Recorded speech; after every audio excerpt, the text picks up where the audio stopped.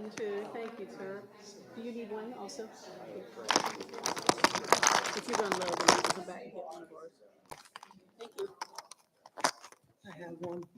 Oh, great. Are those free?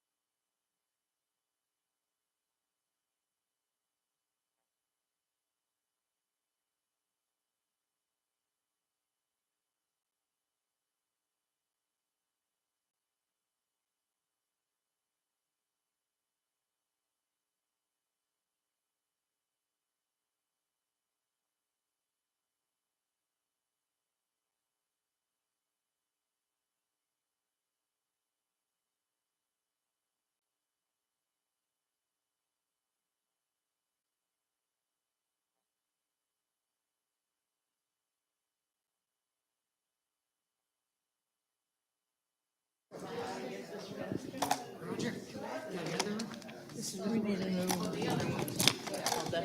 This one activated. Oh, yeah, that's not.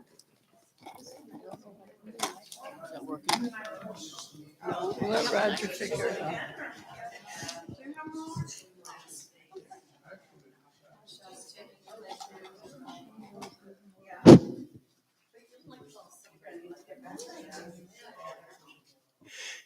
We're delighted to welcome you to Oasis on Juneteenth, and we'll be learning some more about Juneteenth. I think Alicia will far outpass most of us on what we know about that. But the Reverend and Dr. Alicia Dailey, and she's the Associate Professor of Social Work at Manchester University. And she covers a bunch of other work from title of Interim Social Work Chair and Interim Field Educational Coordinator, Diversity, Equality, Inclusion, the DEI you may hear about a lot, and the Vice Chair of the President's Diversity and Inclusion Council. So she has plenty of things on her plate. And she has also eaten ice cream on a plate at our home. And we're delighted to have her as a friend here. And she's already preached at Eel River Community Church of the Brethren a couple times already, and scheduled again the last Sunday of July. So she's a God's servant that has many hats, and God's not done with her yet. So I think it's time for me to just be quiet and let you take over.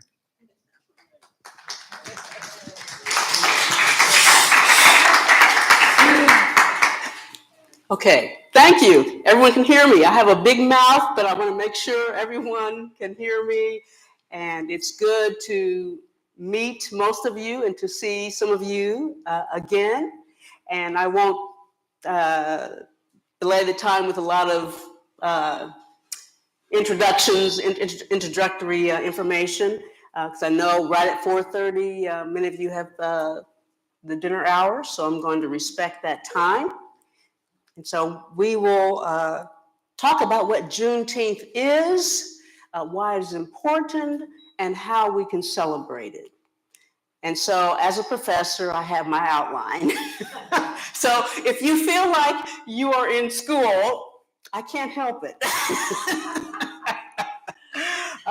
So we'll first talk about the past, meaning the history surrounding Juneteenth, and then we'll talk about the present, as far as the holiday and how it is celebrated. And then we'll talk about the future and how we all may participate in the spirit of Juneteenth. I want to start off with a couple of video excerpts, video clips. And so I'm going to start here at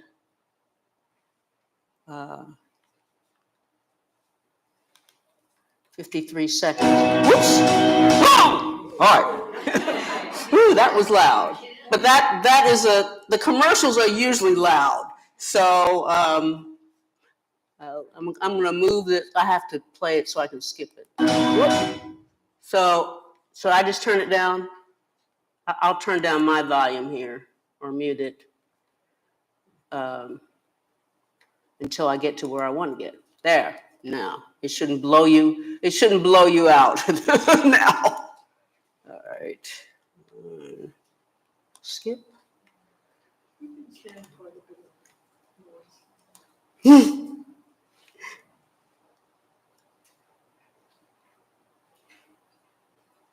And as I'm ready to play this video clip, I want to also give you a little bit of a disclosure, and that is that there may be a few times when you may feel a little uncomfortable just because of the content itself. And so you may feel like a little prickly, like a little prickled. So you can just do like that when you feel a little prickle along your skin, you know. That kind of tells me, well, I don't know about this.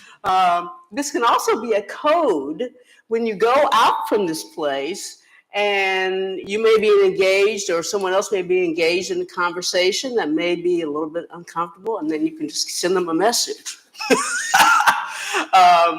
Anyway, because these are serious issues, but you still, even with serious issues, need to inject a little bit of humor. You really do. Otherwise, we just get too serious, and sometimes then we talk at each other and past each other and not to each other. And so every once in a while, we just need to stop and have a little fun. Okay.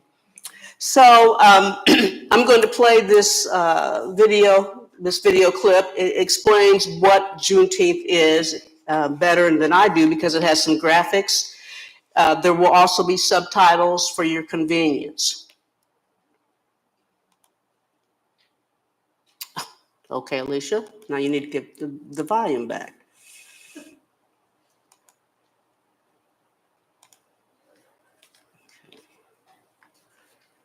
Let's go back to...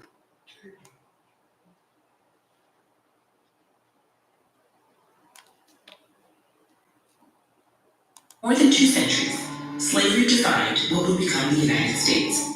From its past as the 13 British colonies to its growth as an independent country. Slavery fueled its cotton industry and made it a leading economic. It's not showing the video. First 12 presidents enslaved people. And when U.S. It's not showing the video, it's just showing this. Is that opening up in another?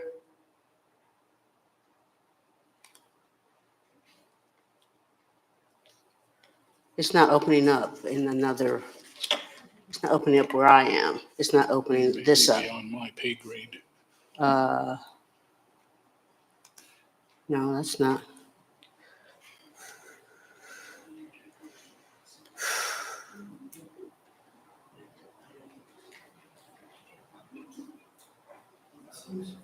I'm no help.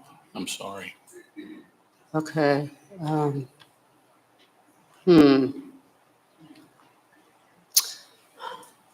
There.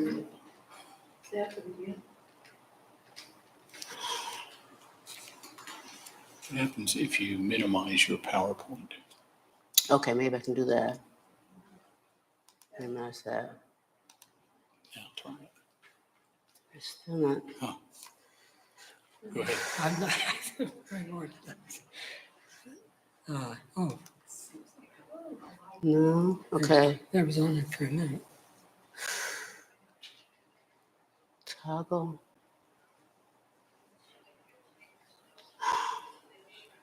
Lord. There. Not showing up there. It was a long. Oh, there we go. Let's start this again. I don't know what happened, but something happened for good, so we'll start. For more than 2 centuries, slavery defined what would become the United States. From its past as the 13 British colonies to its growth as an independent country. Slavery fueled its cotton industry and made it a leading economic power. 10 of the first 12 presidents enslaved people. And when U.S. chattel slavery finally ended, it was a long and uneven process. Enslaved people resisted from the beginning by escaping, breaking tools, staging rebellions, and more. During the American Revolution, Vermont and Massachusetts abolished slavery, while several states took steps towards gradual abolition. In 1808, federal law banned the import of enslaved African people, but it allowed the slave trade to continue domestically. Approximately 4 million people were enslaved in the U.S. when Abraham Lincoln was elected president in 1860. Lincoln opposed slavery, and though he had no plans to outlaw it, his election caused panic in southern states, which began withdrawing from the Union. They vowed to uphold slavery and formed the Confederacy, triggering the start of the American Civil War. A year into the conflict, Lincoln abolished slavery in Washington, D.C., legally freeing more than 3,000 people. And 5 months later, he announced the Emancipation Proclamation. It promised freedom to the 3.5 million people enslaved in Confederate states. But it would only be fulfilled if the rebelling states didn't rejoin the Union by January 1st, 1863. And it bore no mention of the roughly 500,000 people in bondage in the border states of Delaware, Maryland, Kentucky, and Missouri that hadn't seceded. When the Confederacy refused to surrender, Union soldiers began announcing emancipation. But many southern areas remained under Confederate control, making it impossible to actually implement abolition throughout the South. The war raged on for 2 more years, and on January 31st, 1865, Congress passed the 13th Amendment. It promised to end slavery throughout the U.S., except as punishment for a crime. But to go into effect, 27 states would have to ratify it first. Meanwhile, the Civil War virtually ended with the surrender of Confederate General Robert E. Lee on April 9, 1865. But although slavery was technically illegal in all southern states, it still persisted in the last bastions of Confederacy. There, enslavers like Neely continued to evade abolition until forced. This was also the case when Union General Gordon Granger marched his troops into Galveston, Texas on June 19th and announced that all enslaved people there were officially free and had been for more than 2 years. Still, at this point, people remained legally enslaved in the border states. It wasn't until more than 5 months later, on December 6, 1865, that the 13th Amendment was finally ratified. This formally ended chattel slavery in the U.S. Because official emancipation was a staggering. Okay, I'm going to stop there for that one. And then there's another clip. I hope I can get that one right. Where are we?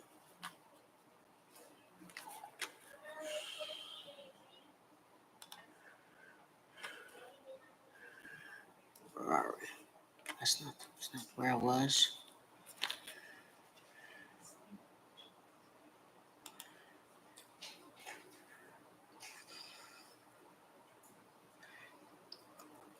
Now this one, I want to give you a little bit of warning. The N word is used. That was customary during that time period. But I just want to give you a little bit of warning on that. And there is violence also, that you don't see violence, but it is referenced. Supposedly they interviewed someone, back, many years ago, but they interviewed someone who was actually a freed slave and what happened after Juneteenth. Okay.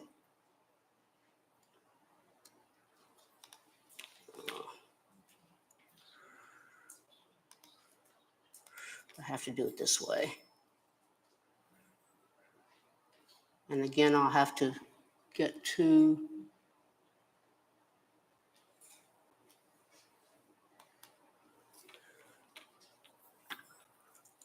Why did no one tell Indiana drunk? okay, we'll have to do this again.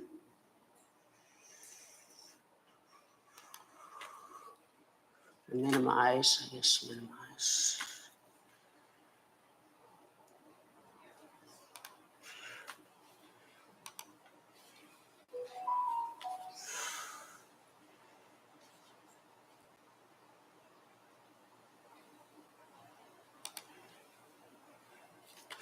Still not, I don't know what I did before.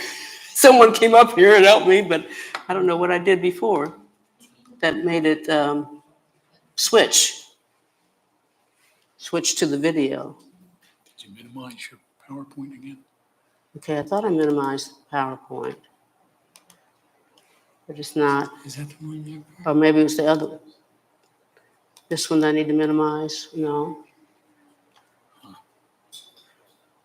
It was kind of a fluke. I didn't know what I was doing. I was just pushing buttons around. Maybe it's this one I need to minimize. How about if you go back to that one? Go back to your PowerPoint. Okay. This one. What happens if you escape that?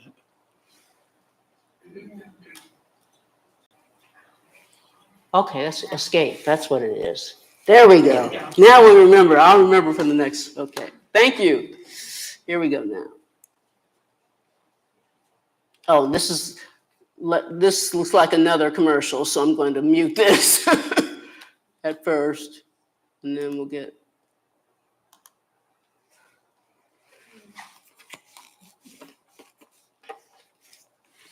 Good, I can skip you. Bye. Bing. Okay, 7:50.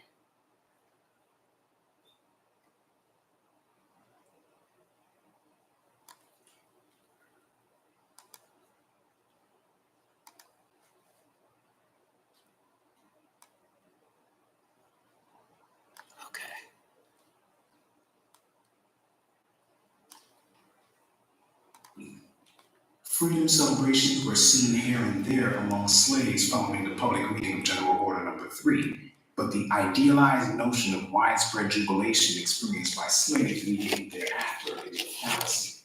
Collected in slave narratives, A Folk History of Slavery in the United States from interviews with former slaves, a former Rusk County slave from the era named Susan Merritt reported, "Lots of niggas was killed after freedom. They owners had them bushwhacked, shot down. You could see lots of niggas hanging to trees in Sabine Bottom right after freedom, cause they catch them swimming across Sabine River and shoot them.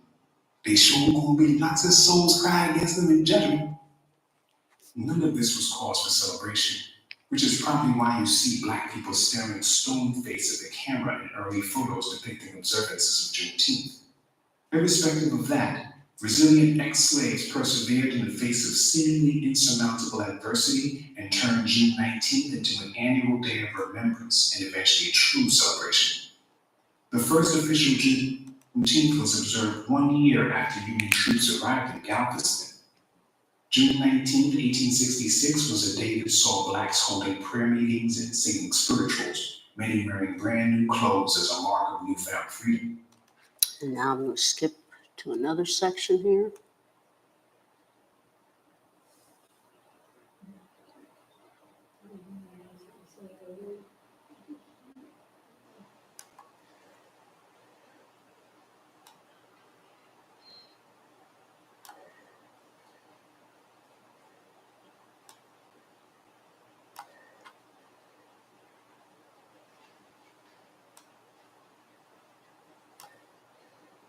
Since then, Texans have celebrated Juneteenth with picnics, dancing, and parades. The federal government, almost all individual states, and even private corporations have embraced the date as well, which stands as the oldest known official celebration commemorating the end of chattel slavery in the United States.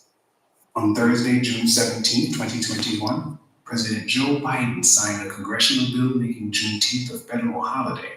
The event marked the 156th anniversary of the first Juneteenth. The United States has not had a new federal holiday since Martin Luther King Jr. Day in 1983. Okay, let me stop that. Go back.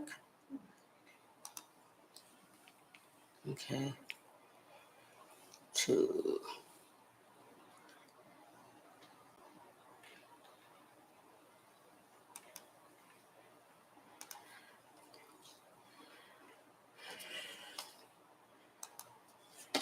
okay. I'm going to kind of skip over some of this because I'm watching the time here, and I want to give you time to do the little activity. I will make this slideshow, this PowerPoint available electronically, so that if any of you would like that, you may have that. This slide just says that there were presidents, 12 of the first 18 who were slave owners themselves.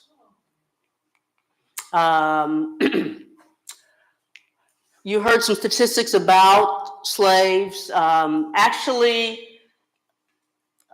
Actually 10.7 million Africans survived. As you see there, started out with 12.5, 15% died en route to the New World. And actually, this is a statistic not well known, that only 388,000 actually came to the United States initially. Okay, I have to say that initially. But then they had children, and then, be honest, and here's where you might feel a little prickly, slave owners were raping their African American female slaves. And so children were born to these slaves, and they were considered slaves even though the father was the slave owner. That's the way they defined, because the mother was a slave, then the child was a slave. And so that's how they escaped having any kind of responsibility for children that they fathered.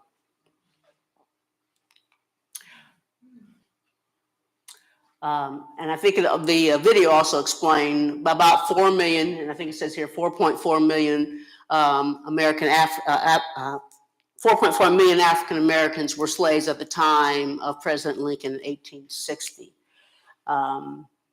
They banned the transatlantic slave trade, meaning they banned importing, if you want to say this, slaves, because they did treat them like property and commodities. So they banned that, but they allowed the practice of slavery to continue on domestically in the United States. Then, and the video talked about this, and we are all familiar with the Emancipation Proclamation in January 1st, 1863, but this was directed, though, towards Confederate states, and I think the video pointed out, towards Confederate states who had seceded. If they came back into the Union, which they didn't, but if they did come back into the Union, then there would not have been, this would not have applied. So there were slaves, as mentioned, in other states, like in the border states, like Kentucky, that did not apply to them because they did not secede from the Union. Lincoln's primary, although he personally opposed slavery, his primary concern as a public servant was to keep the Union together, okay? So he kind of waffled in the sense of it didn't apply to every state, okay? You'll see this Juneteenth flag. The red symbolizes a sacrifice. The 5-point star right here refers to the Lone Star State of Texas, but then this big star here means that freedom spread then to the entire United States. You may also see this flag at times, and this is this is called the African Liberation Flag, which was designed in 1920. And their red also stands for sacrifice. Black stands for Black people, and the green stands for the natural wealth of the land of Africa, which unfortunately was raped by Europeans who raided, the African resources. So then, how can we celebrate or participate in Juneteenth? How can we remember it? How can we keep that alive? And there's things that we can all participate in at various levels. We can all work on ourselves.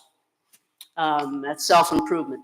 We can have conversations with other people and within your racial group and outside of your racial group.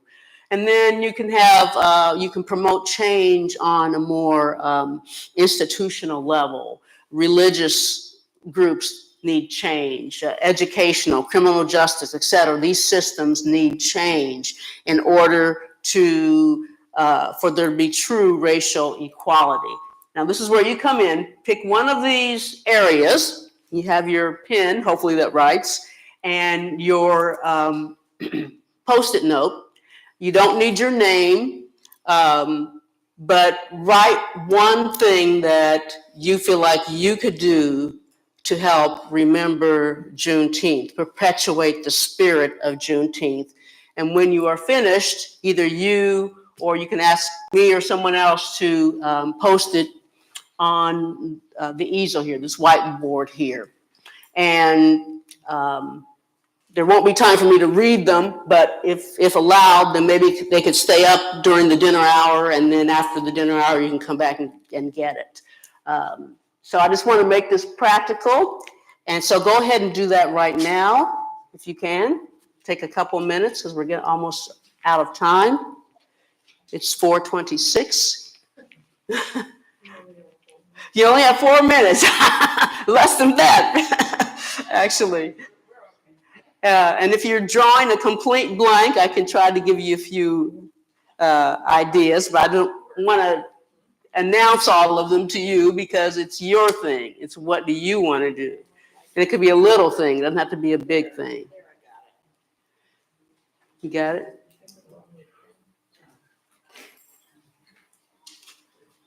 Professor Dailey, Yes.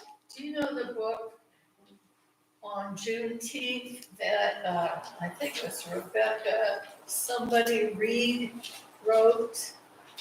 I may have heard of it. She wrote also about Thomas Jefferson's alternative family. Oh, yes, with Sally Hemings. Yes. Yes, and I'm Yes. trying to remember her full name because I just read that book and it was on Juneteenth. It was Right. very readable. Yes. Yes. Thomas Jefferson had legitimate children, but then also had 6 children by Sally Hemings, his slave. And they have documented that. They've done the DNA testing, and they had the same father. Yet, my understanding is they're not getting the same. They don't have the same wealth as the white descendants of Thomas Jefferson. That could be put at the door. We could put them up and look them as we go out rather than walking. Oh, okay, that would be fine. To post it out as you leave. Yeah, so Okay, so you don't have to go back and forth. Good idea. Thank you. We'll have that moved, and so then I'll go ahead and end the presentation here. Consider next year either attending or hosting a Juneteenth celebration just to keep the spirit of freedom alive. I thank you so much for your invitation, your attention, your participation. Sorry about the technical problems, and happy Juneteenth to all of you. Thank you. Questions? I lived in Michigan. Uh-huh. I taught black children all my life. I never heard of June 13th. Why didn't I? Juneteenth, yes. Juneteenth is a combination of June and then the 19th. Because some states did not recognize it. It took a while for it to be recognized. It kind of trickled. It started in Texas, the Juneteenth celebration, and it kind of then trickled. What year was it? What year did it start? It started 1866 is when the celebration started in Galveston, Texas. Okay, and then we don't hear a lot in the Midwest. And then again, think of the history now, and I'll be honest with you, the Klan was very, very active in Indiana and still is. Elwood, I just try to pass through when I have to. Otherwise, I will just circumvent it because it is where the headquarters of the Klan still is. So, so yes, some states, and even now, Indiana does not, Indiana recognizes Juneteenth, but they do not offer a paid holiday. 28 states do, Indiana does not. That is indicative of the history of Indiana. Okay? Yeah, that's federal. Does Michigan? Yeah, they're federal in the federal system. It's a federal holiday. Does Michigan? I'd have to look, I don't know by, I have an idea they would. that they would recognize it, have the paid holiday. Yeah, I don't know by heart, but I have to check. I have a link that I can check, you know. So it looks like it's exactly 4:30. I know some of you you're welcome to stay. It is exactly 4:30, but some of you have an appointment with some food. So, but you're welcome to stay. But thank you again.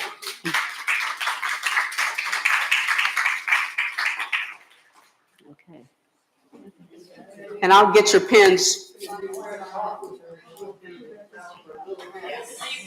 You can turn me off.